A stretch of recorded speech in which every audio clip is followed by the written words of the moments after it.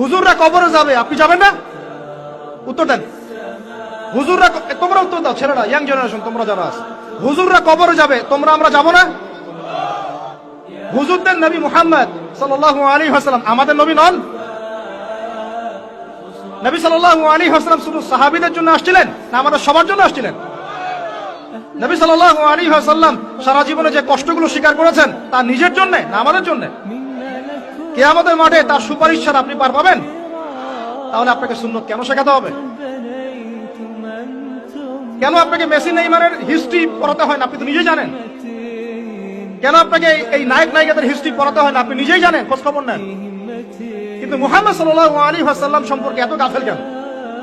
সুন্নত না জানলে বেদাত চিনবেন কিভাবে? সুন্নত চিনলে পরে তো বেদাত চেনা যাবে। এগুলো সুন্নত, এগুলোর বাইরের গুলো বেদাত।